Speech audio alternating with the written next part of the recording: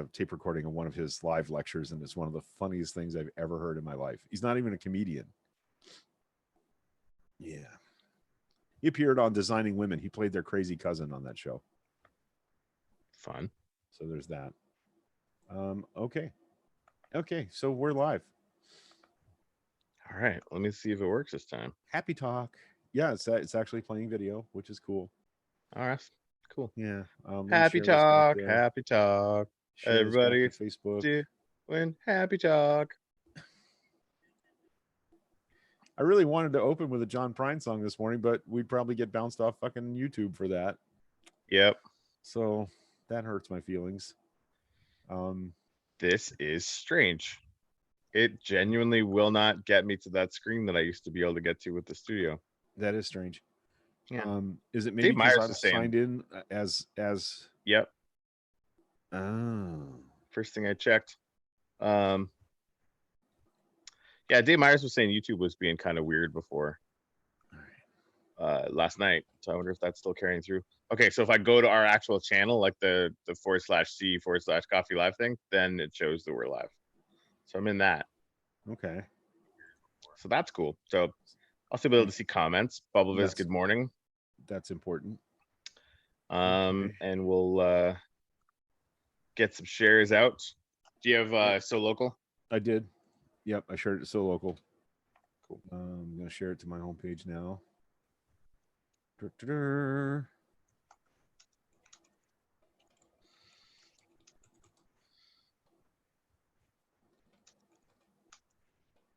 Oh, you know what we should have called today's episode?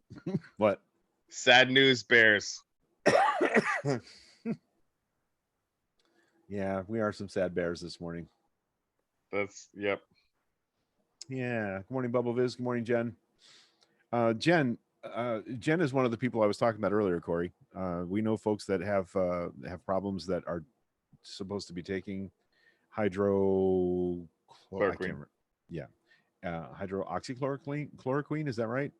I don't know. I don't know. Anyway, President pills. Can't get their lupus drugs and other drugs. For Susie was talking about that too, right? Mac also, yeah. Yep. Ah. Having trouble getting the prescriptions filled because there's now a shortage of that drug. Meanwhile, France has stopped their clinical trial because heart failure. And we're shipping it out to. By the way, DeSantis announced this morning that he's going to bring that drug to Florida for treatment of this. Problem. So and Michelle was telling me at the VA, because there had been reports that it was being successful. And let's not forget, those reports were out of China. Right.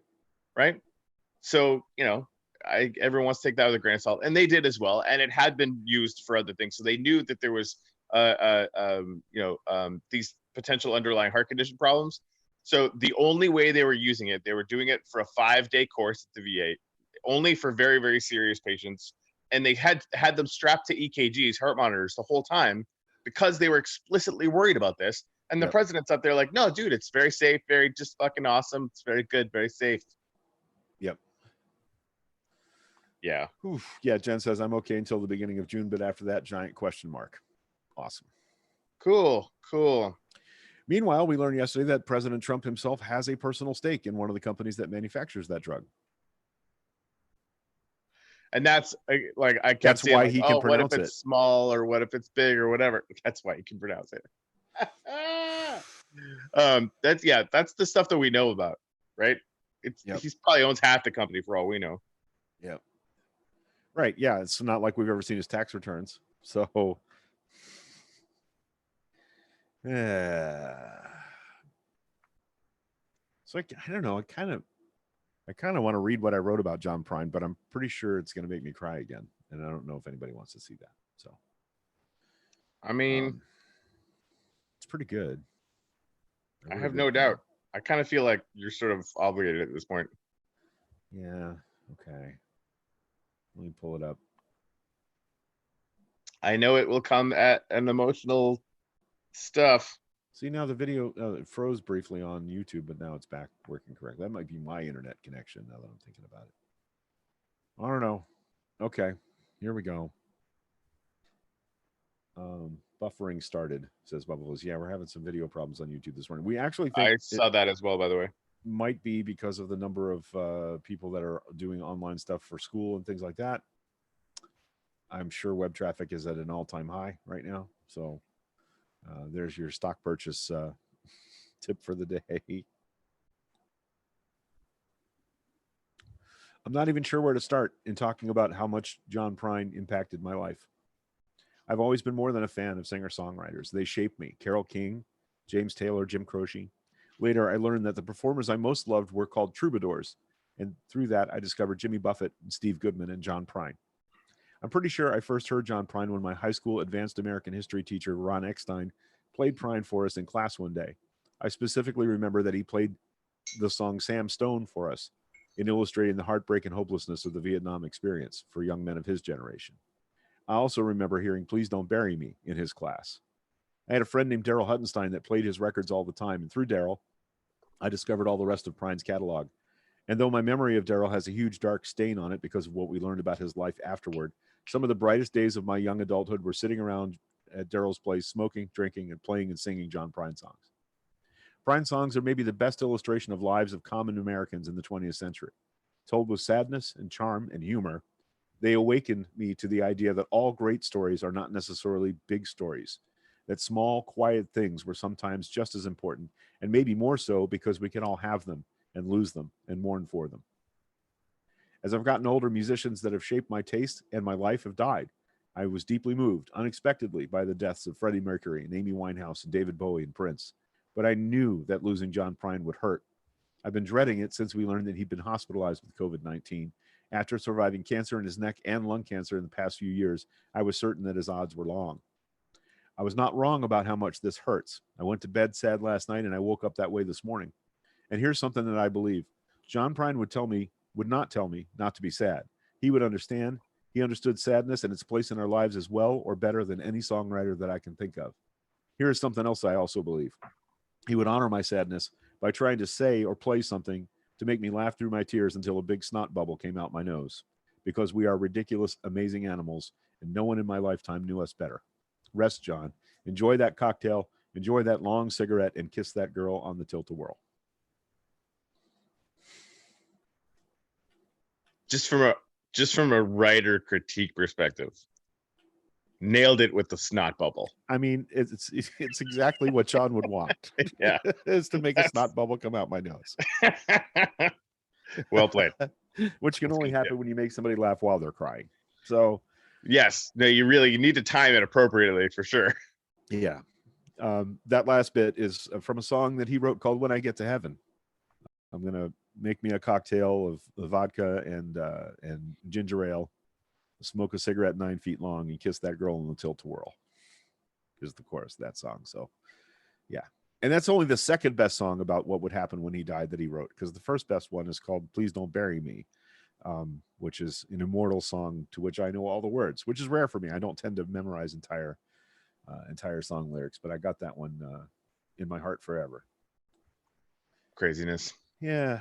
Video froze, but it solved the buffering problem. Okay, yeah. That's good. Okay. It's interesting that the audio keeps going. Like, yeah. Well, we look good on screen. It's not like either of us has a snot bubble coming out our nose on the frozen image.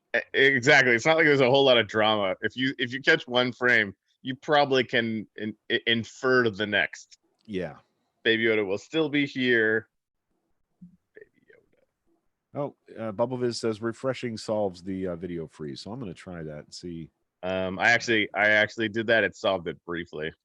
Okay. Man, so yeah, the internet's just getting spanked. That's know what we should do. We should talk about the technical issues because that's what people really tune into our show for. That's and you know what? I think the more in depth we talk about the technical issues, right, the better it gets. Like the more profoundly interesting it gets.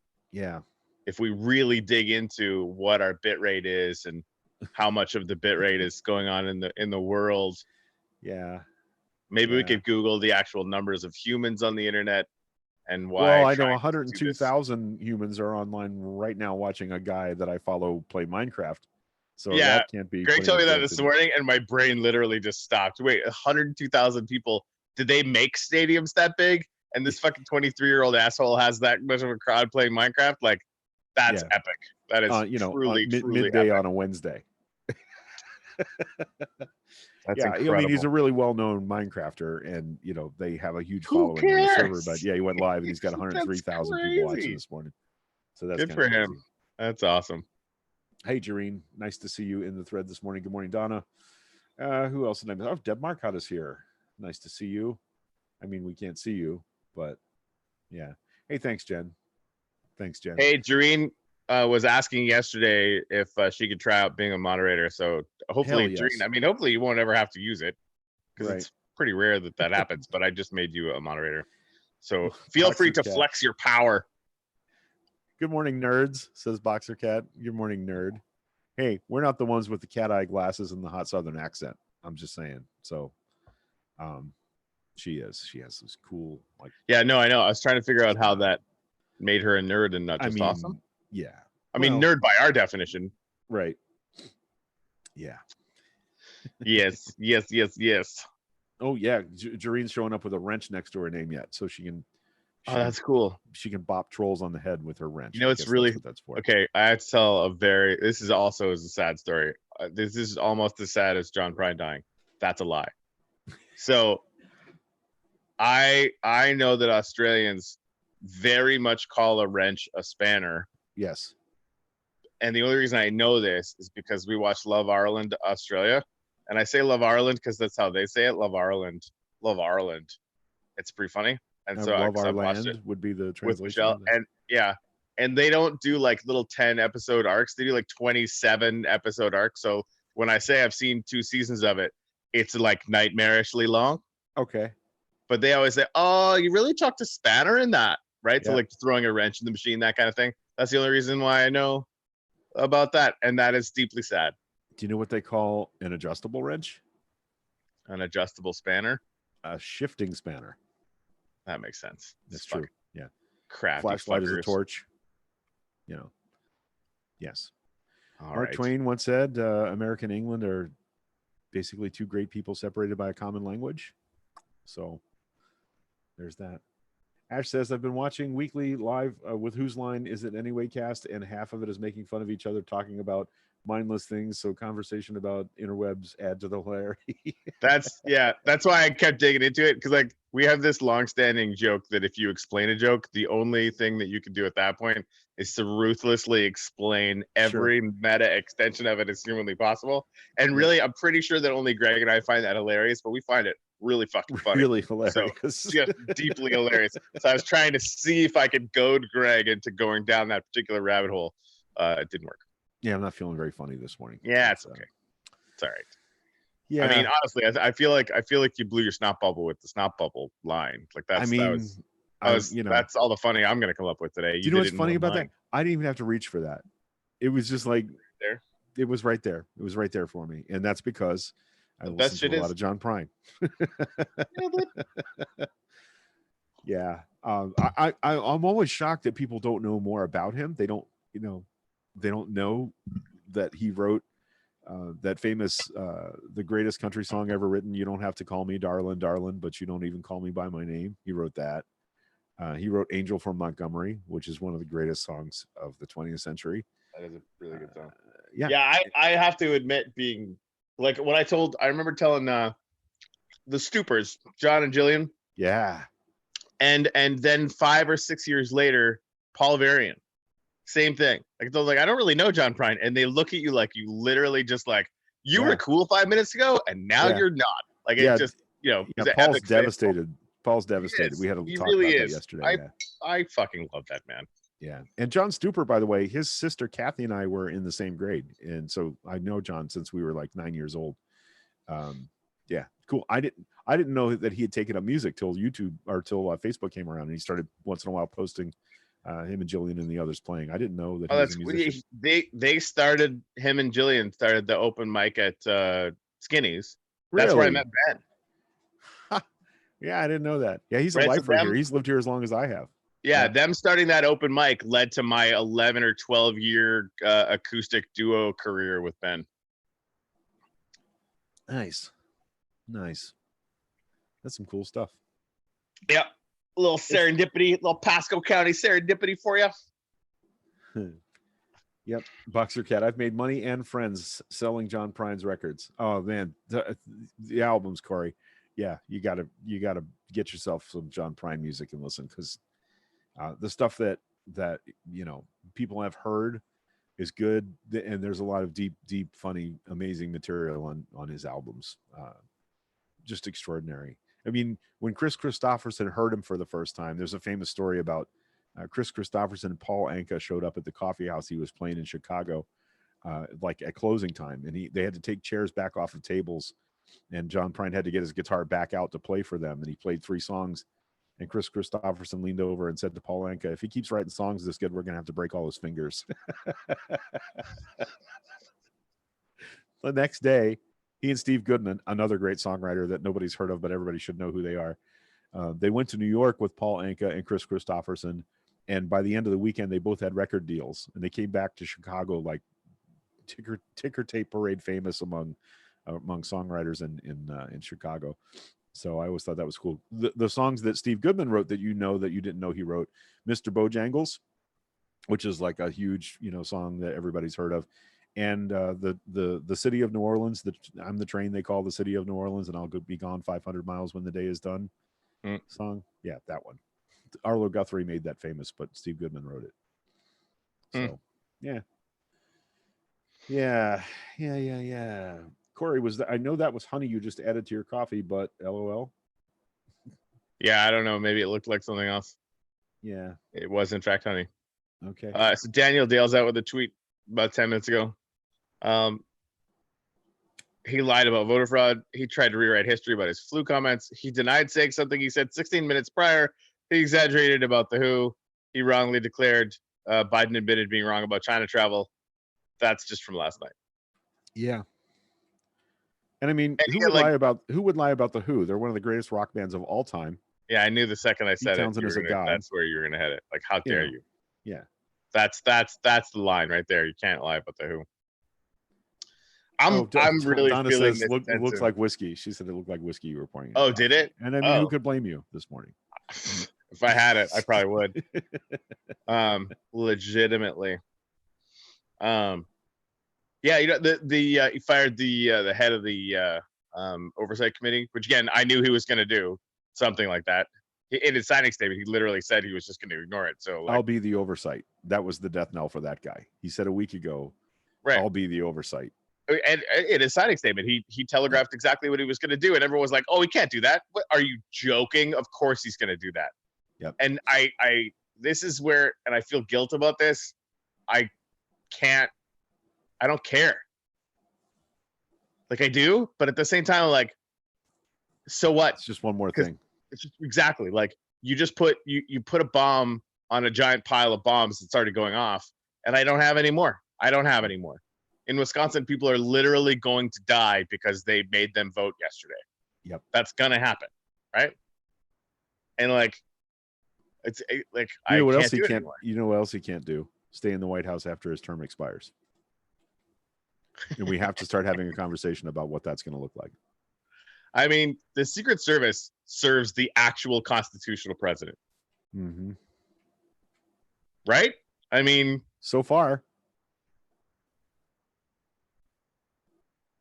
So far. Hold on. Go on.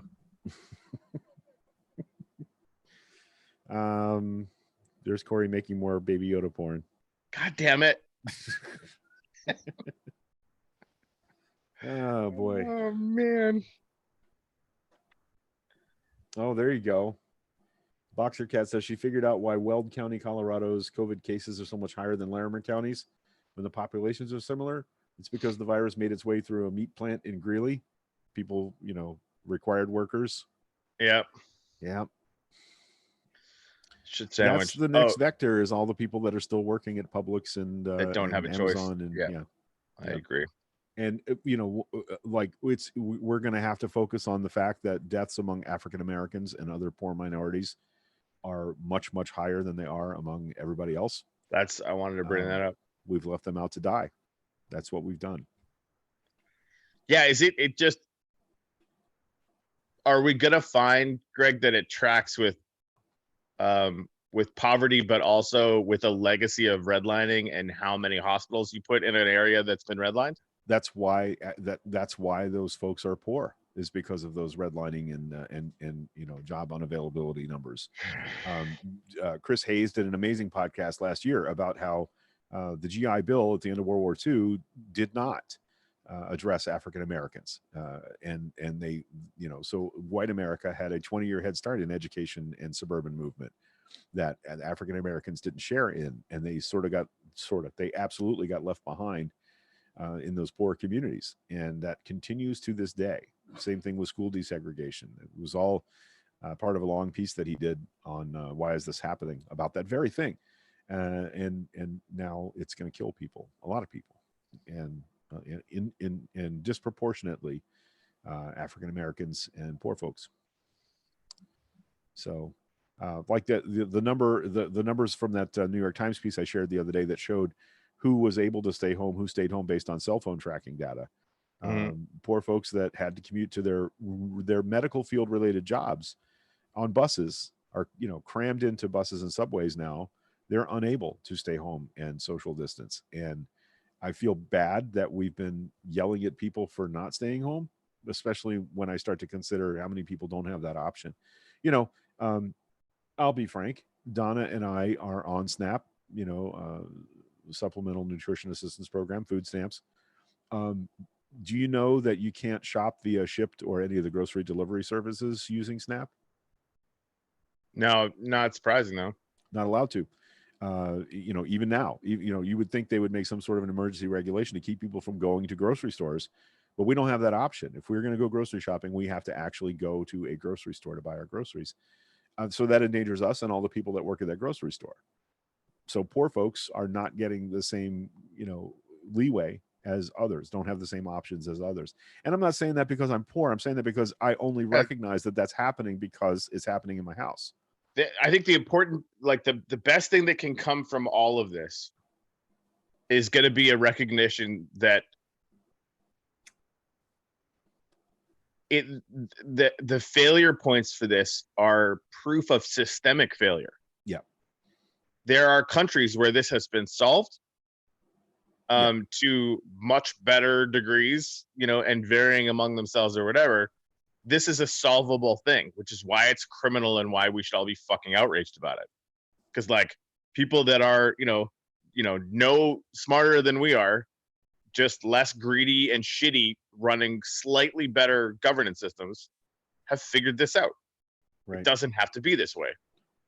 Yeah, we're sacrificing workers for the economy. And like for the past 5 years, a large part of what I've been focusing on in my county is this, business leaders, people that are running businesses. And I'm not ever going to tell you I don't think those people work hard and they earn their money. But what I am telling you is they're saying to themselves, the economy is great. Look at the economy in our county. It's booming.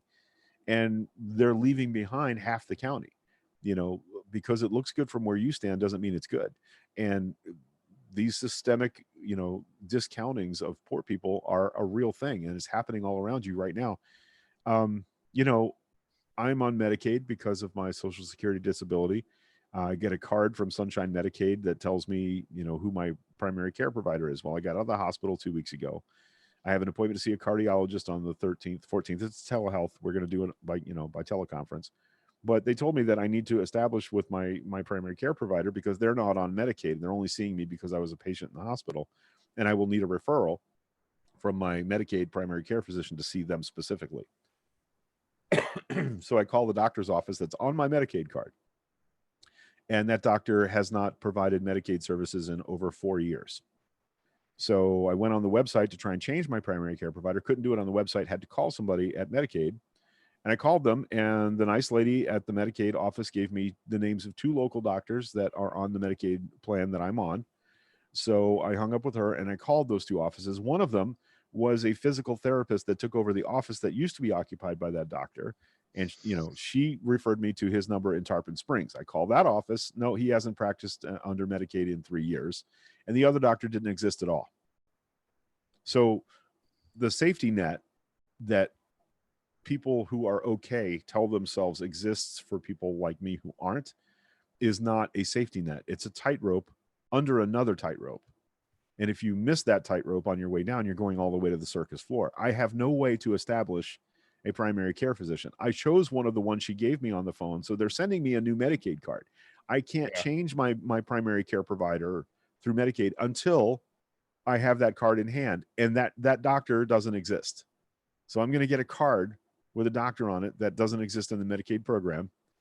See where this is going? Like, how many months is it going to take me to establish care with a doctor who actually exists? And then let's say it takes 4 weeks for me to straighten that part out.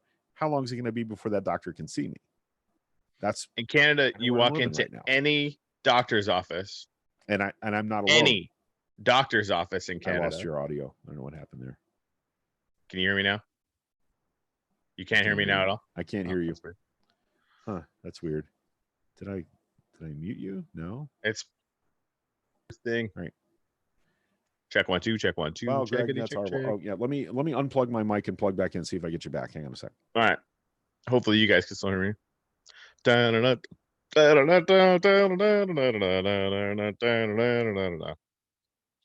Anything? No? Check 1 2. I can't hear you now. Okay. Oh, I can hear you now.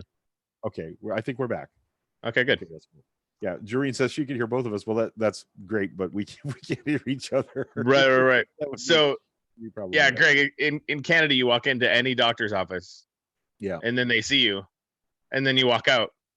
And then you go home. That's the whole thing. That's the tweet.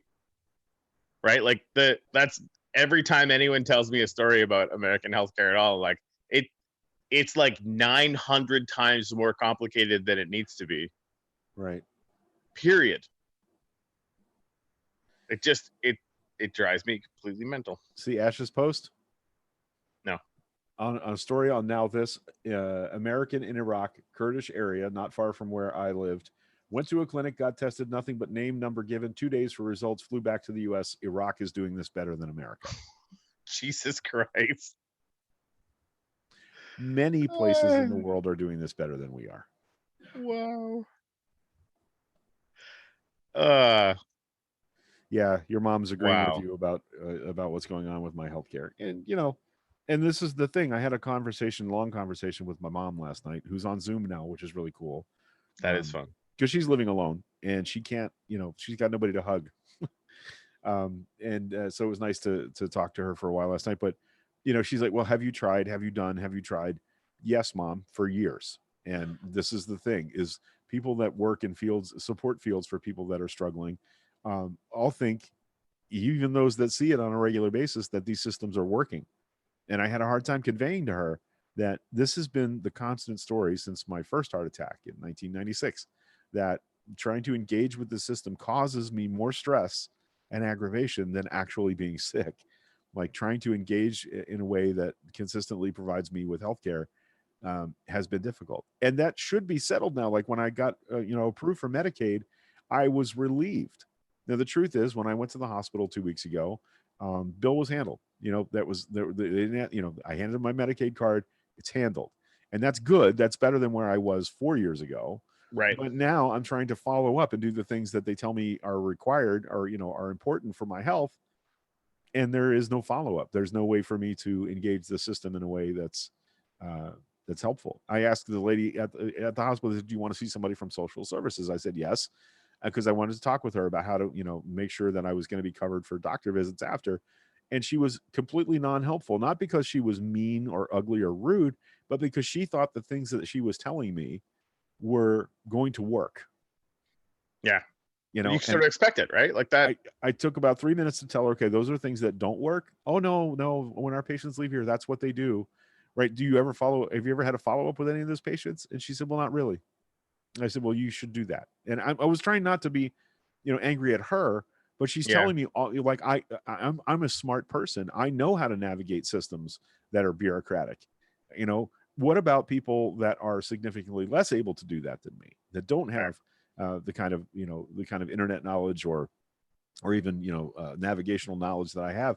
They go home thinking everything's going to be fine. But the person at the hospital who's supposed to be guiding them through the process thinks that everything went fine, and they never hear from them again, until they're back in the ER. So, I don't know how to. I don't know how to get a handle on that. I don't know how to describe to people outside of that system, or even peripheral to that system, how fucked up that is. That I got given the names of two doctors that don't exist in the Medicaid system, by Medicaid. That's who gave me those names and numbers. They don't even know who their providers are at this point. That's messed up. Yeah. And again, like more super easily solvable things. Right. Yeah. Got a tweet from Elizabeth Warren that Pete Buttigieg actually just shared out, which is why I saw it, oddly enough. No American should have to choose between participating in our democracy and keeping themselves safe. In the next coronavirus relief package, I'm fighting for a plan to protect the health and safety of voters and strengthen our democracy for the long haul. Basically, if you don't do full national mail-in ballots for the rest of the primaries in November. And this is like I keep getting reminded of all the times you said, isn't it going to be awesome having Elizabeth Warren as a line in the Senate? Yes. Yeah, she's rolling out a package today that is going to include 30 days of national mail-in voting as its goal. Going to pass legislation to make that happen, or is going to attempt to pass legislation to make that happen. Yeah. And Republicans are going to fight it tooth and nail because they don't want you to vote, or they want you to die if you do. But honestly, like they know that if full national mail-in voting was basically mandated and operated, properly, they would start losing elections like crazy. Right. Because poor people can mail in a ballot instead of having to take a day off work. Yeah. Like this is absolutely transport themselves to a polling place. Right. This is like, and what were they saying in Wisconsin yesterday in Milwaukee, where there's a large African-American population? They had like 5 polling places in a place that had half the people. They had 126. Right. Like, the 50 Madison miles away or whatever. Right. Yeah. It's ridiculous. So yeah, I mean, fuck you and your polling stations. Like this is absolutely for Democrats. This is exactly where you dig your heels in and you do not fucking move and you fight for this tooth and nail, because like they might have the Supreme Court for the next fucking 40 years, but we're gonna win every single election. Right. Hold on. David Miller says, I wonder how much of that has to do with doctors hating to file for Medicare bills. It's a nightmare for providers dealing with it. Yeah, and that's Medicare. Probably. Medicaid is even worse. Yeah, Medicaid, and again, also something easily solvable by a decent database. Yeah. Right? Like Kurt could fucking build that in a day. Yep. And it's true. The Supreme Court made their decision about voting in person in Wisconsin via teleconference. Wow. Yeah. Casey, thank you for that update. 180 polling places in Milwaukee were closed. Only 5 remained open. Incredible. That's I mean, sorry, guys. Let me take a minute also your country is fucking stupid. Like the United States sucks. Let me take a minute to say that I've seen some people responding to posts about this issue in Milwaukee or in Wisconsin, particularly with, well, why doesn't the DNC fix this? That's not how this works. The state election boards and supervisors are who has control of the process, and it's different in every state. And it's sometimes from county to county. Like we have our own supervisor of elections in Pasco County, and he has to follow guidance from the state, but the state does not. There's no federal authority for this. And furthermore, the parties themselves don't control the dates or the timing or the mechanism for those primaries. They say, we want to hold a primary and when we want to hold it, and the state's supervisors of elections pick that date and institute the process according to their state law. So the DNC has absolutely no control over what happened in Wisconsin the other day, none whatsoever. And I want to make sure that's clear, because I'm sure that some of our favorite Bernie bros are going to be banging the drum that, oh, this is all the DNC's plan to keep blah, blah, blah, blah, blah. And nope, it's not. It just isn't any more than 5G causes coronavirus. So get that, flush out your headgear. It's not appropriate. Yeah. Linking DNC conspiracies to 5G coronavirus conspiracies was perfectly appropriate. Thank you. Mm-hmm. Thank you. Hailing from Madison, Wisconsin, keep an eye on what's happening in Wisconsin politics. Will do, Casey Marion. Yeah, Casey and I had a cool chat conversation about drum and bugle corps because she's from Madison and they have one of the most amazing drum corps histories in America. It's like that's how I grew up as a marching band and drum corps. The Madison Scouts from Madison, Wisconsin were like childhood idols of mine. I saw them in Clearwater at Clearwater High School Stadium one night. It's 125 musicians and assorted, color guard flags, rifles, things like that. And when they turn to and face the crowd and play loud, they're louder than a 727 jet taking off. It's astonishing. That's pretty awesome. Your eyeballs rattle in the sockets loud. Okay. It's just, it's pretty amazing when, and they do, the whole thing about these cores is dynamic control. Like they play away from you and quietly, and they get you to lean in, and then they turn that massive horn line on you and just boom right in the face. And it's like people throwing babies out of the stands. It's crazy. What? Yeah, that's the technical term for when a drum corps really turns on the crowd. Is people were so excited they were throwing babies out of the stands. Yay!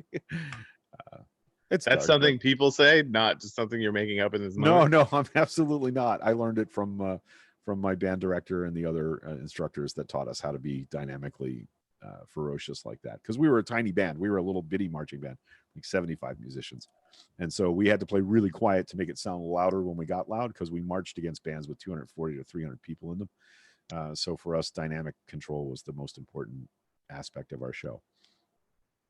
That's what she said.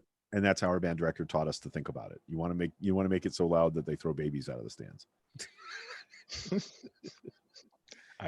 He also called us fucking lemmings all the time. If one of you marched off a cliff, the rest of you would follow. Yep. So yeah, there's that. Okay. How is that a fair representation of our wants? I'm not sure what the context is for that, Donna. So help me out. Wisconsin had a primary for thousands of elected positions there back in February. So yesterday's presidential primary in Wisconsin was also the general election for many positions there. Oh, okay. So that was actually local Republicans trying to get Democrats to not turn out so that they could control the state legislature, just as a byproduct. Yep. That and if I'm not mistaken, they were trying to get another conservative Supreme Court, a state Supreme Court pick that was going to have a 10-year term. So again, it's always worth it to them because they don't care about you. They don't care about their own voters. They don't care about any of it. Right. Like if you die for the cause, so be it. Yeah, Melanie used to join us for coffee on the dock all the the You probably remember. Yep. She's one of the amazing. I do. People. She's been joining me for first coffee every once in a while, and it is fantastic to see her. Nice. Faux show. Raining babies. I can't get there fast enough. See, I'm telling you, man, it's a phenomenon. I should say that no actual babies were ever thrown. Thanks for the caveat. It's important. So it wasn't actually raining babies. No. Thank you for explaining that. Yeah, I'm glad I could help out. Yeah. Oh my goodness. Yeah. So yeah, I by the way, I was late to gratitude this morning. I was busy writing the thing I wrote and didn't get to it, but I did go in there and write down my gratitude for 3 specific songs, which were kind of life-changing lyrically for me. So yeah. I'm back to John Prine again because what the fuck. Yeah. I'll tell you what, the other musician that's on my mind all the time right now is Willie Nelson. I just put him in a bubble. Yeah, my entire life is Willie Nelson music. Yeah. Yep. Casey says Madison, Wisconsin was one of the greatest cities in the country back in the 60s and 70s, even into the 80s. It was the Berkeley of the Midwest. That's true. Most people don't know that. Like the college, University of Wisconsin at Madison had this history of every year the senior class would do some amazingly weird thing with their leftover money from the year. And one year they put a full scale replica of the upper third of the Statue of Liberty in the middle of the lake behind the school, so that when it froze over, it looked like the Statue of Liberty was buried in snow, like up to her chest. Just did that. Another year they bought like 50,000 pink plastic flamingos, and they pasted the entire campus lawn with plastic flamingos. Just it was that kind of place. So all right. Yeah. Boring Company will go for 2 ramps and 1 underground station in Las Vegas instead of 3 underground stations. Boring Company. We'll go for 2 ramps. Oh, is that about the underground? The tunnel. Elon Musk's tunnels. Yeah. I almost said underground railroad, but that's probably not the right context. 2 ramps and 1 underground station. Yeah, it makes sense. I'm cool with it. Boxer Cat says we have a bubble around Willie. That's per Willie's reserve sales rep. You know, he has his own line of cannabis now. He has a branded cannabis. Yeah. If he didn't, I would be concerned. That just makes sense. Yeah. That's good stuff. Indeed. Yeah. Willie Nelson is too stoned to leave his house. See, no, he's not. Stone doesn't make you that way. Come on, man. It's the 21st century, Donna. Stoners aren't stupid. But some stupid people are stoners. That's true. But, you know, like the whole idea that your friends are lazy and stupid because they smoke pot, I would contend it's possible, and in fact likely, that they were stupid and lazy before they smoked pot. Yeah. Because Michael Phelps, who won more Olympic swimming medals than just about anybody, pot smoker. I think more actual medals than anybody. Yeah. Willie Nelson, daily pot smoker. Louis Armstrong, daily pot smoker. Carl Sagan, ongoing and regular pot smoker till the day he died. So if I got to pick a table to sit at, it's not going to be the Say No to Drugs Nancy Reagan table. It's going to be the table with Willie and Louis Armstrong. Can confirm. Yeah.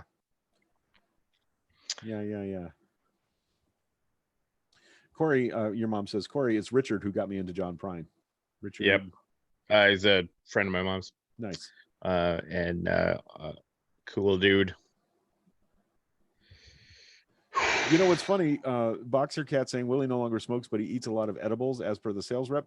I saw a video here recently of him in the studio, and I can't remember. It's him. It's recent, and he's just smoking constantly while recording songs. So I don't know how recent that was. Now, maybe since COVID, he's not smoking. I guess that's probably accurate to say. Snoop has his own line of cannabis. Also true. I'm waiting for Martha Stewart to come out with her line. I'm sure that's going to happen. She totally should. That, yeah. That would be awesome. You know what? I remember watching her when she was at the height of her popularity, and the whole thing happened with the insider stock trading, and she went to prison and all that other stuff. But I think the night that I really changed my mind that Martha Stewart was a cool human being, she was on David Letterman one night. Do you know what I'm going to say? No, I think I might have a different one. Go on. Okay. Well, she showed up on Dave's show, and he said, well, you know, we want to kind of humanize you. We want to make sure our audience understands that you're a cool person. So somebody brought out a Wendy's triple cheeseburger on a tray and shots of tequila, and she ate a cheeseburger and did shots of tequila with Dave Letterman. I was like, no bad human being would do this. It really, it was just sort of showing her humanity. And I like that when people do that. So I had never seen any of content with her in it at all. Right. Until she stood up at the Justin Bieber roast and fucking murdered everyone in the room.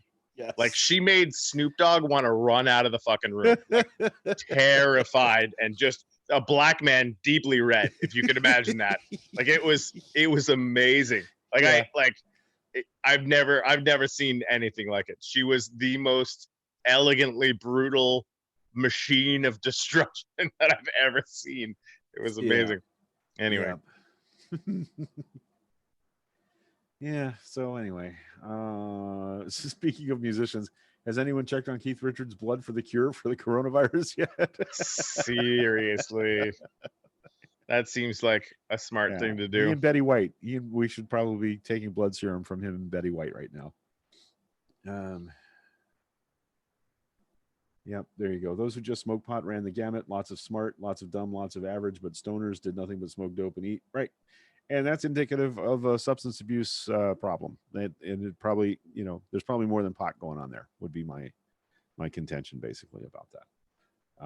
Yeah. Willie was on Bill Maher Friday, said he doesn't smoke it as much, but he does consume it often. There you go. Yeah, when you say, like, I don't smoke it as much and your name is Willie Nelson, that doesn't really mean anything to the average person. I mean, people have literally I would be willing to bet. People have literally written hit songs about never smoking with Willie again. Because you could die. It could kill you. I love that. 1,500 pounds LD50. Yeah, Willie Nelson can fuck you up. Yeah, I also don't like the double standard though that he got pulled over in Louisiana and they pulled, I think it was a pound of cannabis and a quarter pound of mushrooms off his bus, and he got a fine. If that happened to you or me, we would be in Angola prison in Louisiana. If that were to happen to anybody that wasn't named Willie Nelson, and that's a pretty harsh double standard that I hate. So you lost me at a giant bunch of mushrooms that I wish know was at quarter my pound house. of mushrooms would be That'd be all right. a pretty good thing right now. Yep. Yeah. Not that I would condone doing mushrooms, but I sure wish I had a source right now. I fully condone it. In case anyone's wondering. I think I just did in the same sentence. If you could nuke pot and alcohol off the earth and just have ubiquitous, well organized psilocybin, I would take it. Yeah. Now, granted, I also don't smoke pot, so that probably pissed off a lot of people that do something that I don't do. That is the weirdest thing about you. You've seen me do it. Like, I know it's not good. Yeah, I quit offering after a while because it was like, no, it's not. It's not even funny. Okay. Yeah. Yeah. I like the time you accidentally dosed yourself and then played a gig. That was hilarious. It's not good. Yeah. Yeah. Yeah, I think we figured out one time that Corey smoked pot about 9 times in his life, and 5 of those times were with me. Yeah. It's bad. Yes, he has, Boxer, and it was not good. Terrible is somebody, what it was. If I remember the story right, somebody had a cake pop that was infused, and you, as a joke, kind of just bit the cake pop off the stick, not knowing that it was infused, and then played a gig afterward. I was at that gig. I know, dude. I played a gig the next day. Yeah, right. Yeah. It was like, no, I was a blubbering mess. Like it was awful. There's nothing good about it at all. Zero redeeming reasons why I would ever go near that particular drug. I am so ecstatic and happy for people who like that. It literally just makes me suffer. Right. And makes me dumb. I don't like it at all. Yeah. David Miller says, I'm a 15-year IT professional who is generally stoned when not working. I go out and do stuff too. Well, pre-COVID. That's my observation, is that I think there's just a shit ton of professional people that are regular pot smokers that never talk about it because they could lose their jobs. You know, we had a story 2 years ago where the FBI was having a real hard time hiring IT professionals for counter espionage and counter hacking, because everybody that works in that field smokes pot, and they will not hire pot smokers. They should be providing it for free. Yeah, if they have 7-Up, bag of weed. That should be exactly, and at every good coder's shit. desk. Yeah, right. Like that's how you do it. Yeah. Jenny says pot keeps me from drinking. I have to say, this is the thing. Like, my experience aside, right? I will never ever say that my experience should be indicative of anyone else's reaction to it. I'm a musician. Literally everyone I know, is proximate to that kind of thing, and it's also proximate to alcohol. And I can tell you flat out, if you had to get rid of one thing, it would be the booze. Yeah. That said, I'm totally with Casey Marion. Pinot Noir and Merlot are yummy. Okay, so you know what, David Miller, I'm going to remove that post that you just you had up. So what was that? There you go. He says, I hope nobody screenshot that when he posted that in the comments. Oh, so yeah. Comments. Good call. Yep. We don't what post? I don't even know what you're talking about. Right. What? Huh? What? Yeah, Boxer said, plus there's so many people who microdose LSD or mushrooms. I think that should just be a thing that everyone does. Right. Between you, me, and the Frisch. Yeah. What I wanted to go back to Jenny's comment about pot keeps me from drinking. You know, I started smoking cannabis again after 13 years of complete substance abuse or substance abstinence. Like, I had not done, I hardly ever took aspirin or Tylenol for a long time, and I started smoking pot again, sort of in a relapsey way. Like, it wasn't a thing that I had guidance on. I just thought it might help with the way I was feeling in the moment. It did. And then I started reading up on its efficacy for anxiety and other mental health issues, and made a decision to try it. I'd always said to anybody that was in my life, if you ever see me using drugs or drink and run, change the locks, save yourself, because it's not going to go well.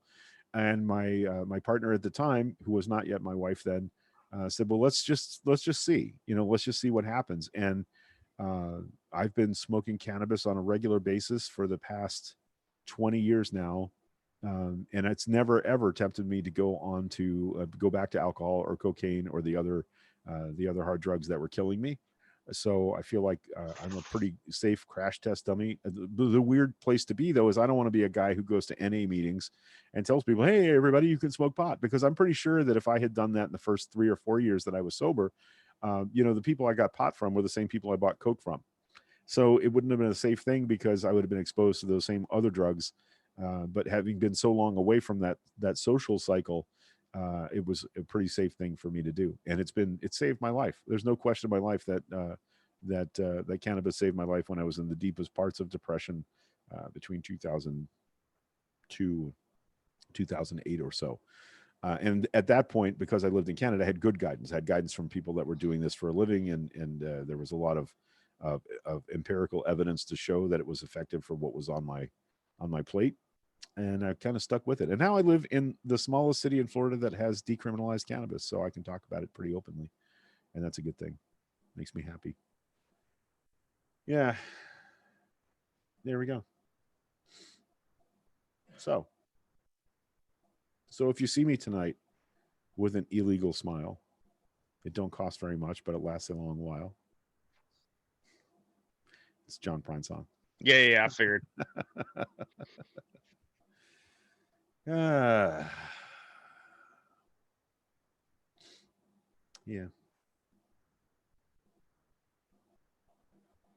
Yep, Jareen, that's a widely observed phenomenon. We have drastically cut our alcohol intake since we have our medical card. Had it about a month. Yep, that's ask Boxer Cat about Colorado's experience with that. DUIs plummeted, drug overdoses plummeted, fatal overdoses. Yes, fatal overdoses of opiates in all the states that legalized immediately reduced by 20 to 40%, as people could make other options to relieve pain and stress. So that's a good thing. Yep. Yeah, Dave is saying not everyone should do LSD and psilocybin. For the record, I was saying microdosing, and I maintain that that's something that everyone should try. Well, look where we are. I mean, we're now talking about using MDMA and psilocybin to treat post-traumatic stress disorder in serious medical circles. It's not a fringe idea anymore. Right. And like we were talking the other day, I don't think we talked about this on the show, but Terence McKenna's stoned ape theory is coming back into the light a little bit. Not widely, but people are beginning to realize that he's probably right, that mushrooms were a part of how we develop culture, language, and art. Maybe not the whole story, but certainly. I think it to me, that the reason why that rings true so much is that it creates a capacity for lateral thinking in a way that could describe a kind of consciousness that is far superior to other kinds, and that's just what we have right now. Generally speaking, yeah. Dave just said Boxer DMT isn't for fun party time; it's intense. Of course, DMT is the active ingredient in ayahuasca. Can confirm. Yeah, that's definitely. I still, again, like, I think everyone should do ayahuasca once, but maybe not twice. It's pretty intense. I wish I could post in here because Melanie C just came in with, won't you please tell the man I didn't kill anyone? I'm just trying to have me some fun, which is the rest of that chorus from Illegal Smile by John Prine. Nailed it. Dog bun, you sisters in mine. Cases and personally, I microdose red wine in the evening watching Rachel Maddow, which is basically, I think, the perfect way to do it. I think that's, especially these days. I mean, I usually catch Rachel Maddow in the mornings, and she was talking about, I didn't know that guy and all that PPE telling everyone it was safe to go outside was the head of the Republican Party in Wisconsin. That was just like, this time, it's like, that's an Onion post, and the Onion has just gone out of business because this stupid timeline is so ridiculous. Yes. All right. Well, yeah, maybe science show Friday. Yeah, that'd be good. I don't know if you knew this, but it's been fucking depressing covering the news in 2020. It's not good. It's not good at all. I did get treated to watching the Dragon capsule detach from the space station yesterday and begin its journey back to Earth. That's really cool. Space program continues.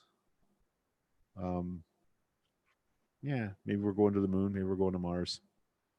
I did want to say, Brian. I want to make sure that we're in the headspace where we need to consider that this is not going to be done by May. This is, this. Hey, boys. Brian has Hello, got. Brian. Hey, Rod, hop on the bed. Hop. What? He's like, what? You want me on the bed? What? Yeah, I said it. I'm going to sit on my brother. Brody, come over here. Brody. He can't hear me. Hey. What am I doing? Hey, down. They're Yeah, so because they can totally hear you. Yeah. What's going on there, bud? Handsome boys. There you go. Yep. Dogs. I miss those lads. Yeah. I especially love Rhodey. He's special. He's a special boy. He is. He's a nervous Nelly, this dog. I know. But he likes me, and that's important. Oh, you got it. They are lovely. Man, Brian's head looks like a weird drunk horse right now. Yeah. Please sign Show Friday, says Dave Myers. There you go. Yeah. All right. So, Kitty, the social distancing hour, it's been hard to come on twice a day. I've been struggling with that. I've been more tired than I expected. I did have a hospital stay and napping. Yeah. I've been mid-afternoon. I've been trying to take a nap. There's a couple of days of work when I have work commitments for the counseling gig. And it's just been really hard for me to make the commitment to doing it. Let's see how it goes. Yeah, June at least, and I fear what's going to happen is we're going to open up too soon, and we're going to see a second peak, and that's already being observed in some parts of Asia. Japan is having reinfections now, so I think we're going to have to be prepared for a long haul here, and be patient with ourselves and with others in a way we maybe have never had to do before. So just wanted to mention. And pass mail-in voting, ranked choice, and fucking UBI while we're at it. Right. That'd be good. Just the little stuff, Greg. And obviously change universal healthcare so that it's not fucking stupid. Because right now, it's fucking stupid. It's fucking stupid. John Prine is dead, and it's all fucking stupid. That's 2020 in a nutshell. Today. Yeah. I got to tell you, I am seriously really excited and looking forward to having a comet come past that's going to be as visible as just about anything in the night sky short of the moon. They're saying that the brightness intensity is going to be really amazing for this comet. Cool. Yeah. And I think I'm excited about it. Also tonight, 10:35 p.m., if you're in Central Florida, you can go outside and look to the northwest and watch for a fast-moving bright star. That would be the International Space Station is going to fly over Central Florida tonight, right around 10:35 p.m. I'm sure somebody knows exactly what time it's going to pass over us because that's how they do that in science. But yeah, I'm going to go outside tonight. See, it's nice clear skies today. I'm hoping I get to see the space station go over tonight. That'd be cool. Indeed. Yep. All right. Yep. Boxer Cat Comet. Yeah. The Comet Atlas is going to come visit us for the first time, and I think it's a 5,000 year periodic comet that's hurtling in towards the inner solar system right now and getting really bright. So mid-April, late April. I think it's April 20th is 420. A comet on 420. I think it's sometime around then. We'll talk about that on Friday. We do a science show, and we'll talk about the Justinian plague because why not? All right.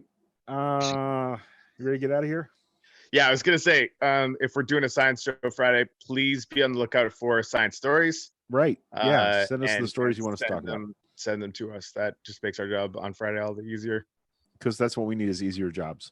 I mean, yeah, we need look at how hard we're working. Or it'll make the show better. I mean, that's because we do tend to phone it in. Brian is reenacting our show prep routine right now. Yeah, exactly. He's like, we lay down this way, and then we lay down this way, and then we lay down the other way. All right, Brian. All right. We love you guys very much. It's really great to see you this morning. Well, see your comments and know that you're out there living in the world. That's the way the world goes around, and Sasquatch is real. That's Corey. I'm Greg. We love you guys, and we will see you on Friday. Stop live stream.